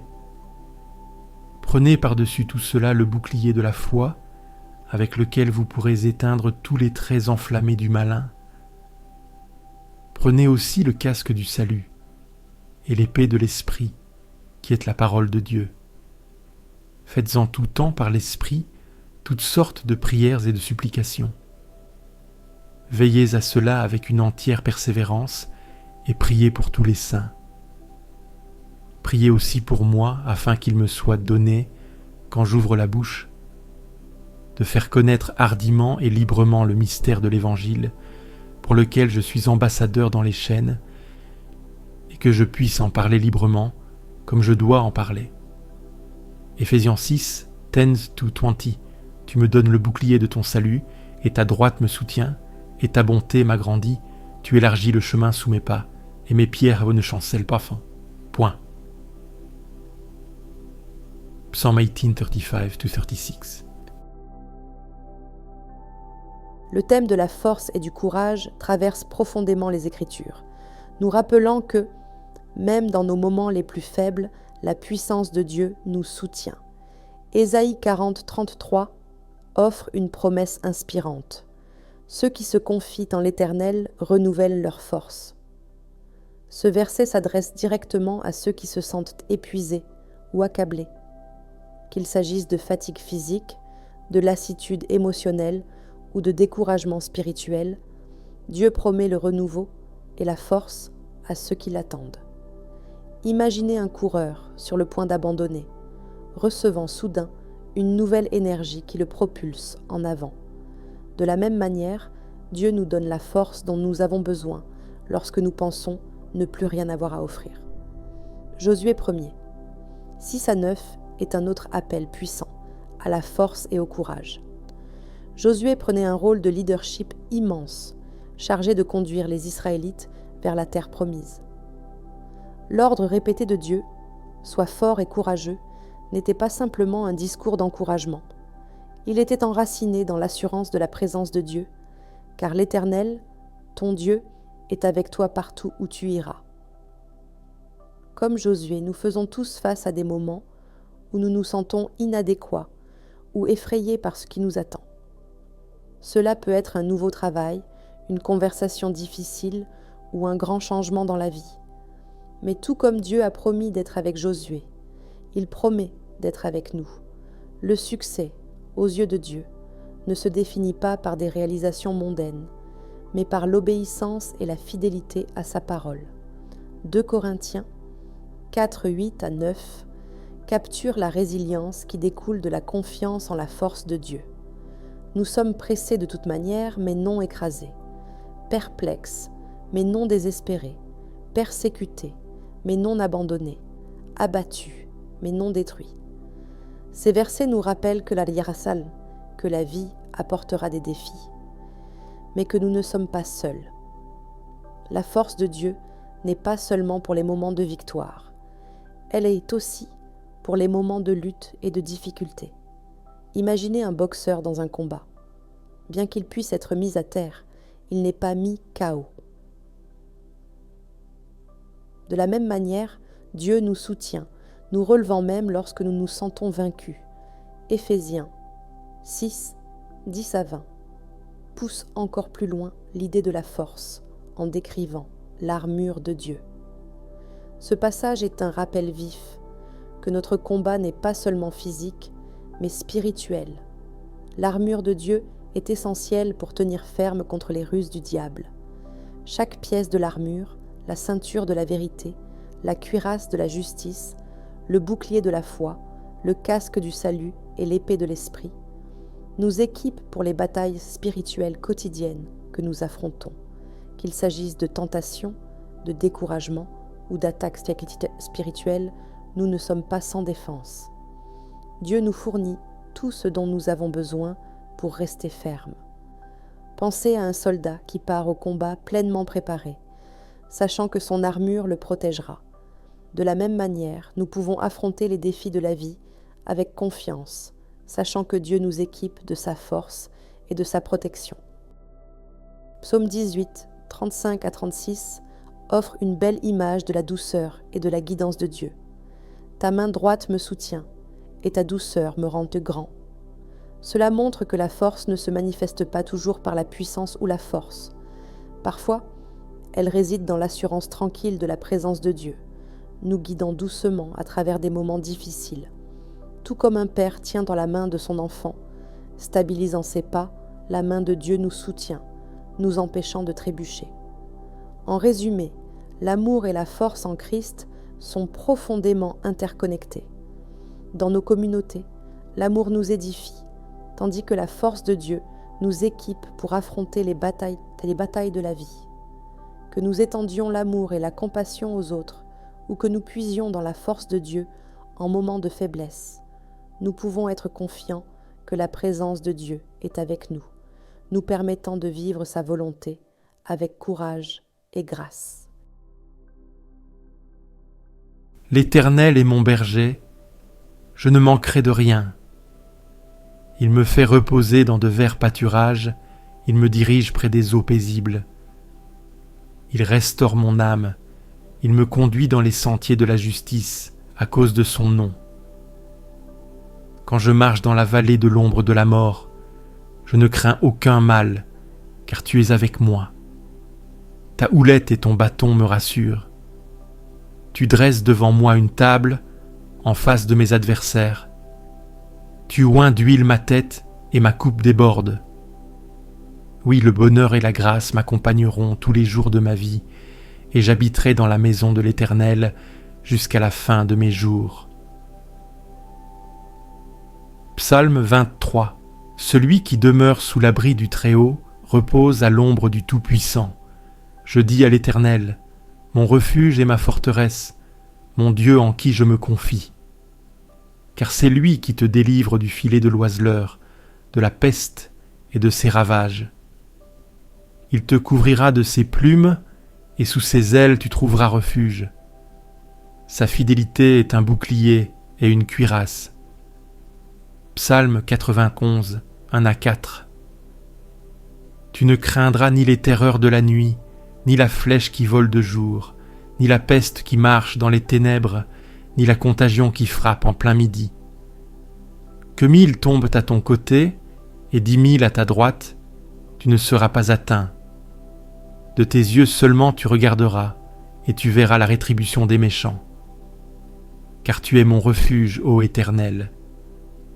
Tu fais du Très-Haut ta retraite. Aucun malheur ne t'arrivera, aucun fléau n'approchera de ta tente. Car il ordonnera à ses anges de te garder dans toutes tes voies. Psaume 91, 5 à 11. Fortifiez-vous et prenez courage. Ne craignez point et ne soyez point effrayés devant eux, car l'Éternel, ton Dieu, marche lui-même avec toi. Il ne te délaissera point, il ne t'abandonnera point. Deutéronome 31, 6. Car Dieu a tant aimé le monde qu'il a donné son Fils unique, afin que quiconque croit en lui ne périsse point, mais qu'il ait la vie éternelle. Car Dieu n'a pas envoyé son Fils dans le monde pour condamner le monde, mais pour que le monde soit sauvé par lui. John 3, 16, 17. Mais ceux qui se confient en l'Éternel renouvellent leur force. Ils prennent des ailes comme les aigles. Ils courent et ne se lassent point. Ils marchent et ne se fatiguent point. Isaïe 40, 31. Du sein de la détresse, j'ai invoqué l'Éternel. L'Éternel m'a exaucé, m'a mis au large. L'Éternel est pour moi, je ne crains rien. Que peuvent me faire des hommes? Psaume 118, 5 à 6. Gardez-vous de l'amour de l'argent, contentez-vous de ce que vous avez, car Dieu lui-même a dit « Je ne te délaisserai point et je ne t'abandonnerai point ». Hébreux 13.5 Soumettez-vous donc à Dieu, résistez au diable, et il fuira loin de vous. Approchez-vous de Dieu, et il s'approchera de vous. James 4.7.8 Craindre l'Éternel, c'est un appui solide. Les enfants aussi y trouveront un refuge. Proverbe 14.26 Parce que les malheureux sont pillés, parce que les pauvres gémissent, je me lèverai maintenant, dit l'Éternel, je mettrai en sûreté celui qu'on poursuit. Psaume 12.5 La crainte de l'Éternel mène à la vie, et l'on passe la nuit rassasié, sans être visité par le malheur. Proverbe 19.23 Voici, je vous ai donné le pouvoir de marcher sur les serpents et les scorpions, et sur toute la force de l'ennemi, et rien ne vous nuira. Luc 10.19 Vous ne vous ferez point d'idole, vous ne vous élèverez ni image taillée ni statue, et vous ne placerez dans votre pays aucune pierre ornée de figures, pour vous prosterner devant elle. Car je suis l'Éternel, votre Dieu. Vous observerez mes sabbats, et vous révérerez mon sanctuaire. Je suis l'Éternel. Si vous suivez mes lois, si vous gardez mes commandements et les mettez en pratique, je vous donnerai vos pluies en leur saison, la terre donnera ses produits, et les arbres des champs donneront leurs fruits. Le battage durera chez vous jusqu'à la vendange, et la vendange durera jusqu'aux semailles. Vous mangerez votre pain à satiété, et vous habiterez en sécurité dans votre pays. Je mettrai la paix dans le pays, et vous dormirez sans que personne ne vous trouble. Je ferai disparaître du pays les bêtes hommes sauvages, et l'épée ne passera point par votre pays. Vous poursuivrez vos ennemis, et ils tomberont devant vous par l'épée. 5 d'entre vous en poursuivront 100, et 100 d'entre vous en poursuivront 10 000. Vos ennemis tomberont devant vous par l'épée. Je me tournerai vers vous, je vous rendrai fécond, et vous multiplierez, et j'observerai mon alliance avec vous. Vous mangerez des anciennes récoltes, et vous sortirez les vieilles pour faire place aux nouvelles. J'établirai ma demeure au milieu de vous, et mon âme ne vous aura point en horreur. Je marcherai au milieu de vous, je serai votre Dieu, et vous serez mon peuple. Je suis l'Éternel, votre Dieu, qui vous ai fait sortir du pays d'Égypte, afin que vous ne soyez plus leurs esclaves. J'ai brisé les barres de votre joug, et je vous ai fait marcher la tête haute. Leviticus 26, 1-13 La crainte des hommes tend un piège, mais celui qui se confie en l'Éternel est protégé. Proverbe 29, 25 L'Éternel le protège et lui conserve la vie. Il est heureux sur la terre, et tu ne le livres pas au bon plaisir de ses ennemis. Psaume 41.2 Que la paix soit dans tes murs et la tranquillité dans tes palais. Psaume 122.7 Comme les montagnes entourent Jérusalem, ainsi l'Éternel entoure son peuple, dès maintenant et à jamais. Psaume 125.2 Car il ordonnera à ses anges de te garder dans toutes tes voies. Psaume 91.11 Tu sauras que ta tente est en paix, tu visiteras ta demeure et tu ne pécheras point. Job 5.24 Que tes tentes sont belles, ô Jacob, tes demeures, ô Israël. Number 24.5 Mais le Seigneur est fidèle, qui vous affermira et vous préservera du malin. 2 Thessaloniciens 3.3 Dieu est pour nous un refuge et un appui, un secours qui ne manque jamais dans la détresse. C'est pourquoi nous ne craignons rien quand la terre est bouleversée et que les montagnes chancellent au cœur des mers, quand les eaux de la mer mugissent et s'agitent, quand les montagnes tremblent devant son indignation. Pause. Il est un fleuve dont les courants réjouissent à la ville de Dieu, le sanctuaire des demeures du Très-Haut. Dieu est au milieu d'elle, elle ne chancellera point. Dieu la secourra dès l'aube du matin. Les nations s'agitent, les royaumes s'ébranlent, il fait entendre sa voix. La terre se fond d'épouvante. L'Éternel des armées est avec nous. Le Dieu de Jacob est pour nous une haute retraite. Psaume 46, versets 1 à 7. Fortifiez-vous et ayez du courage. Ne craignez point et ne soyez point effrayés devant eux, car l'Éternel ton Dieu marche lui-même avec toi. Il ne te délaissera point, il ne t'abandonnera point. Deutéronome 31, 6. Tu es un asile pour moi, tu me garantis de la détresse, tu m'entoures de chants de délivrance. Pause. Psaume 32, 7. Toute parole de Dieu est éprouvée. Il est un bouclier pour ceux qui cherchent en lui un refuge. Proverbe 35. Les voies de Dieu sont parfaites. La parole de l'Éternel est éprouvée. Il est un bouclier pour tous ceux qui se confient en lui. Psalm 18:30. Garde-moi, ô Dieu, car je cherche en toi mon refuge. Je dis à l'Éternel, tu es mon Seigneur, je n'ai d'autre bien que toi. Les saints qui sont dans le pays, les hommes pieux sont l'objet de toute mon affection. Ceux qui s'attachent à un autre Dieu multiplient leurs idoles. Je ne verserai pas leur libation de sang. Je ne mettrai pas leur nom sur mes lèvres. L'Éternel est l'objet de mon choix et ma coupe. Tu maintiens mon lot. Les cordages sont tombés pour moi en des lieux agréables. Oui, j'ai un bel héritage. Je bénis l'Éternel, mon conseiller. La nuit même, mon cœur m'exhorte. J'ai constamment l'Éternel sous mes yeux. Quand il est à ma droite, je ne chancelle pas. Aussi mon cœur est dans la joie, mon esprit dans l'allégresse, et mon corps repose en sécurité. Car tu n'abandonneras pas mon âme au séjour des morts, tu ne permettras pas que ton bien-aimé voie la corruption. Tu me feras connaître le sentier de la vie. Il y a d'abondantes joies devant ta face, des délices éternelles à ta droite. Psaume 16, 1 à 11. Jusqu'à votre vieillesse, je suis le même. Jusqu'à vos cheveux blancs, je vous porterai. Je l'ai fait, et je le ferai encore. Je vous porterai, je vous sauverai. Isaïe 46, 4. L'Éternel rachète l'âme de ses serviteurs, et aucun de ceux qui se confient en lui ne sera condamné. Psaume 34, 22. Tu es mon asile et mon bouclier, j'espère en ta parole. Psaume 100, 19, 114.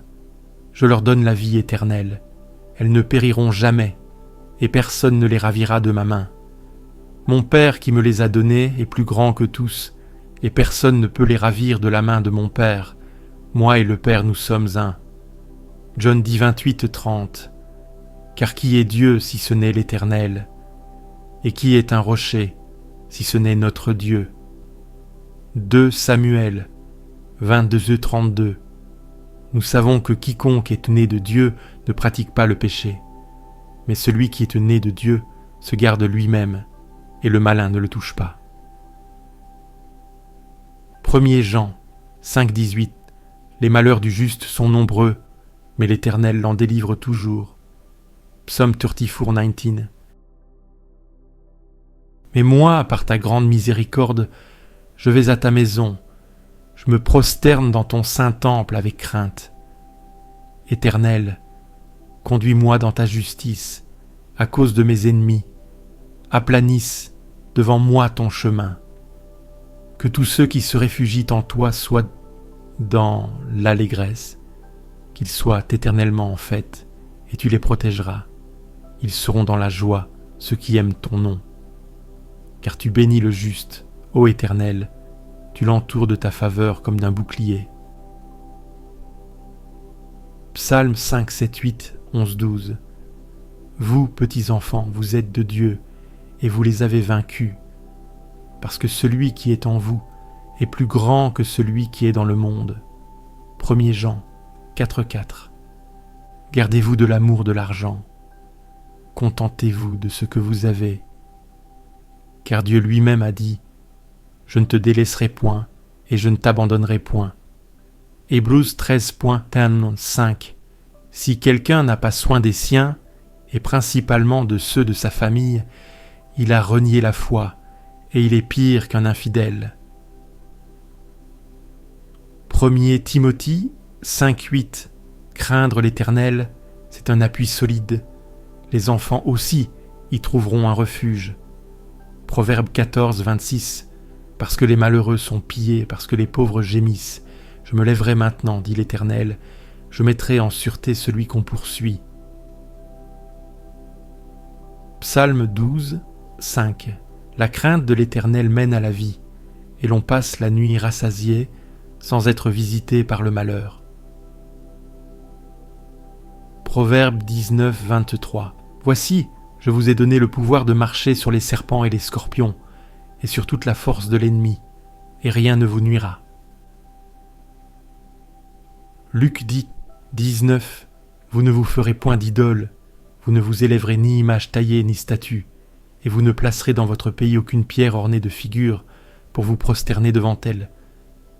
Car je suis l'Éternel, votre Dieu. Vous observerez mes sabbats, et vous révérerez mon sanctuaire. Je suis l'Éternel. Si vous suivez mes lois, si vous gardez mes commandements et les mettez en pratique, je vous donnerai vos pluies en leur saison, la terre donnera ses produits, et les arbres des champs donneront leurs fruits. Le battage durera chez vous jusqu'à la vendange, et la vendange durera jusqu'aux semailles.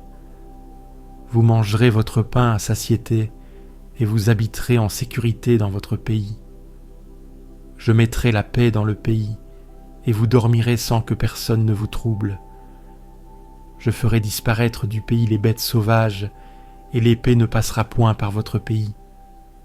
Vous poursuivrez vos ennemis, et ils tomberont devant vous par l'épée. 5 d'entre vous en poursuivront 100, et 100 d'entre vous en poursuivront 10 000. Vos ennemis tomberont devant vous par l'épée. Je me tournerai vers vous, je vous rendrai féconds, et vous multiplierez, et j'observerai mon alliance avec vous. Vous mangerez des anciennes récoltes, et vous sortirez les vieilles pour faire place aux nouvelles. J'établirai ma demeure au milieu de vous, et mon âme ne vous aura point en horreur. Je marcherai au milieu de vous, je serai votre Dieu, et vous serez mon peuple. Je suis l'Éternel, votre Dieu, qui vous ai fait sortir du pays d'Égypte, afin que vous ne soyez plus leurs esclaves.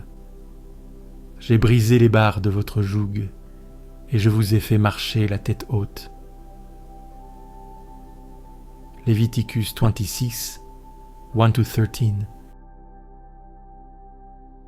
La crainte des hommes tend un piège, mais celui qui se confie en l'Éternel est protégé. Proverbe 29, 25. L'Éternel le protège et lui conserve la vie. Il est heureux sur la terre, et tu ne le livres pas au bon plaisir de ses ennemis.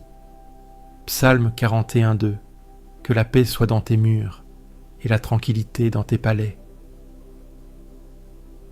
Psaume 122:7. Comme les montagnes entourent Jérusalem, ainsi l'Éternel entoure son peuple, dès maintenant et à jamais. Psaume 125:2.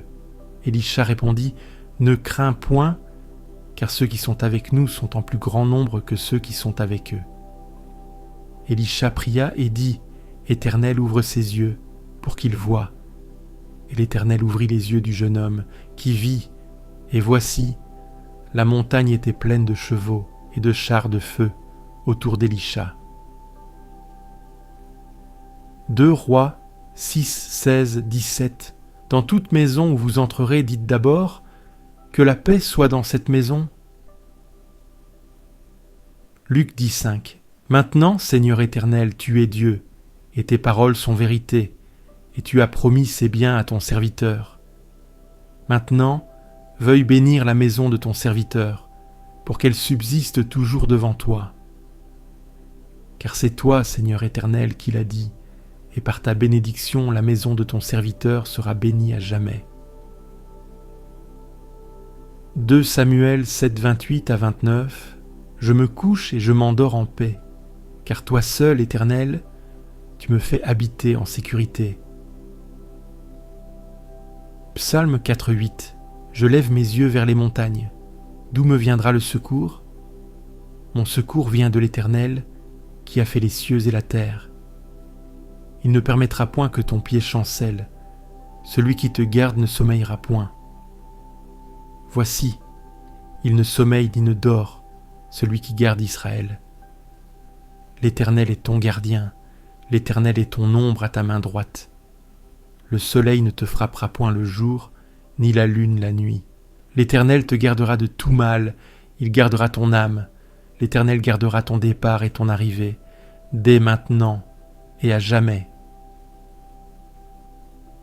Psaume 121, 1er à 8e. N'oubliez pas l'hospitalité, car par elle, quelques-uns, sans le savoir, ont logé des anges. Hébreux 13, 2. Car rien n'est impossible à Dieu. Luc 1er 37.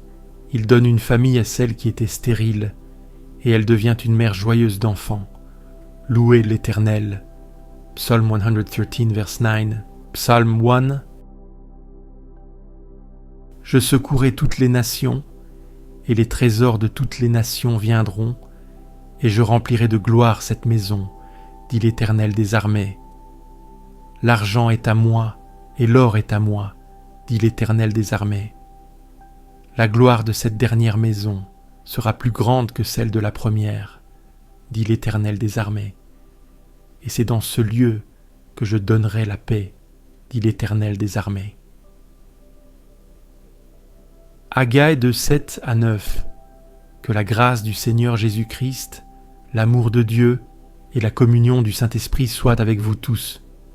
2 Corinthiens 13, 14. Ne vous inquiétez donc point, et ne dites pas « Que mangerons-nous » ou « Que boirons-nous » ou « De quoi serons-nous vêtus » Car toutes ces choses, les païens les recherchent. Votre Père céleste sait que vous en avez besoin. Cherchez premièrement le royaume et la justice de Dieu, et toutes ces choses vous seront données par-dessus. Matthieu 6,30 et 1,33. Je vous exhorte donc, moi, le prisonnier dans le Seigneur, à marcher d'une manière digne de la vocation qui vous a été adressée, en toute humilité et douceur, avec patience, vous supportant les uns les autres dans l'amour. Éphésiens 4, 1 à 2. L'homme bon tire de bonnes choses du bon trésor de son cœur, et l'homme mauvais tire de mauvaises choses de son mauvais trésor. Car c'est de l'abondance du cœur que sa bouche parle. Luc 6 fortifive. Il t'aimera, te bénira et te multipliera. Il bénira le fruit de tes entrailles, et le fruit de ton sol, ton blé, ton mou et ton huile, les portées de ton gros et de ton menu bétail, dans le pays qu'il a juré à tes pères de te donner. Deutéronome 7,13. Ainsi donc, comme vous avez reçu le Seigneur Jésus-Christ, marchez en lui, enracinés et fondés en lui, affermis dans la foi, tel qu'on vous l'a enseigné, abondant en actions de grâce. Colossiens 2, 7. Il ne prend point plaisir à la force du cheval. Il ne trouve pas de satisfaction dans les jambes de l'homme. L'Éternel aime ceux qui le craignent, ceux qui espèrent en sa bonté. Jérusalem, célèbre l'Éternel. Sion, loue ton Dieu. Car il a fermé les verrous de tes portes, il bénit tes enfants au milieu de toi. Il rend la paix à ton territoire, il te rassasie du meilleur froment. Psaume 147, 10 à 14. Maintenant l'Éternel, mon Dieu, m'a donné du repos de tous côtés, plus d'adversaires ni de calamités affligeantes. 1 Kings 5:4. Ces textes nous rappellent l'amour immuable, la protection et la force de Dieu, offrant une profonde assurance au milieu des nombreuses épreuves de la vie. Psaume 23 s'ouvre avec l'image emblématique de l'Éternel comme notre berger, un protecteur, guide et pourvoyeur. Cette métaphore pastorale porte un sens si profond. Tout comme les brebis dépendent entièrement de leur berger pour survivre, nous pouvons aussi faire confiance à Dieu pour répondre à nos besoins. Je ne manquerai de rien parle de la suffisance de Dieu dans nos vies. Peu importe à quel point la vie peut être accablante, ce verset nous enseigne que Dieu nous offre le repos, des verts pâturages et la paix, des eaux paisibles, même dans les circonstances les plus turbulentes. Dans Psaume 91, nous voyons une autre dimension de la protection de Dieu, son abri. Lorsque nous demeurons en lui, nous expérimentons la sécurité face aux dangers spirituels et physiques de la vie. L'alisi de l'Edi, que ce soit la terreur de la nuit ou la destruction qui frappe en plein midi, la promesse de Dieu est claire. Sa protection est un refuge qu'aucun mal ne peut pénétrer. Dans un monde rempli d'anxiété, où les dangers semblent omniprésents, ces versets sont un baume apaisant pour l'âme. Imaginez quelqu'un accablé par la peur ou l'incertitude constante, et ensuite visualisez la paix qui vient lorsqu'il se repose dans l'abri de Dieu, sachant que ses anges sont chargés de les garder. La promesse de la présence inébranlable de Dieu est renforcée dans Deutéronome 31:6, où il nous dit « Fortifiez-vous et ayez du courage, ne craignez point, car l'Éternel, ton Dieu, marche lui-même avec toi. » Ce n'est pas une simple assurance vide, mais une promesse enracinée dans la nature même de qui est Dieu, toujours présent et fidèle. Pensez aux moments de peur ou de solitude où vous vous êtes senti abandonné. Maintenant, imaginez le réconfort profond qui vient de savoir que le Créateur de l'univers marche à vos côtés, combattant vos batailles. C'est un rappel que notre courage ne provient pas de nous-mêmes, mais découle de la force inébranlable de Dieu. Jean 3, 16-17 ancre tout cela dans l'amour. L'amour de Dieu pour le monde, démontré à travers le don ultime de son Fils. Cet acte d'amour ne nous sauve pas seulement de la séparation éternelle, mais garantit également notre place dans le royaume de Dieu. Le fait que Jésus soit venu, non pour condamner mais pour sauver, change notre perspective de Dieu, passant d'un jugement à une vision de salut et de grâce. Imaginez quelqu'un luttant avec des sentiments d'indignité, accablé par des erreurs passées. Dans ces versets, ils peuvent trouver l'espoir ultime. L'amour de Dieu transcende les échecs humains, offrant la rédemption et la vie éternelle. Psaume 118, 5-6 fait écho à cette confiance avec beauté. L'Éternel est taille pour moi, je ne crains rien. Peu importe ce que les hommes ou les circonstances nous imposent, nous pouvons rester fermes, sachant que la puissance de Dieu est plus grande que toute menace terrestre. Que ce soit face à la maladie, aux problèmes financiers ou aux trahisons personnelles, le croyant peut se reposer dans l'assurance que Dieu est son aide. Dans un monde souvent obsédé par la richesse matérielle, Hébreux 13:5 offre un rappel, doux mais ferme, de kakrestia, garder sa vie libre de l'amour de l'argent. La tentation de compter sur la richesse pour la sécurité est forte. Pourtant la promesse de Dieu est claire. Je ne te délaisserai point et je ne t'abandonnerai point. La vraie sécurité ne réside pas dans ce que nous pouvons gagner, mais dans la présence fidèle de Dieu. Imaginez quelqu'un qui vient de perdre son emploi ou qui fait face à des difficultés financières. Plutôt que de céder à la peur, ils peuvent s'accrocher à cette promesse de la provision fidèle de Dieu. Ésaïe 40:31 capture l'essence du renouveau et de l'endurance. Ceux qui se confient en l'Éternel renouvellent leur force. Ce verset parle des saisons de fatigue, lorsque notre propre force échoue, mais celle de Dieu ne faiblit pas. Qu'il s'agisse d'épuisement émotionnel, physique ou spirituel, la force de Dieu comble là où la nôtre s'épuise. Attendre Dieu, faire confiance à son timing et se reposer dans ses promesses mène à un renouveau de force qui nous permet de nous envoler comme des aigles, de courir sans nous lasser et de marcher sans faiblir. Ensemble, ces passages offrent une image profonde de ce que signifie vivre sous l'abri, la guidance et la force du Tout-Puissant. Que nous fassions face à la peur, au danger ou à l'incertitude, le message récurrent est clair. L'amour, la protection et la provision de Dieu sont suffisants. Nous pouvons nous reposer dans la connaissance qu'il nous précède, marche aussi à nos côtés et nous protège du mal. Ces écritures nous appellent à une vie de confiance, où nous plaçons en toute confiance nos soucis et nos fardeaux entre les mains de celui qui ne nous abandonnera jamais.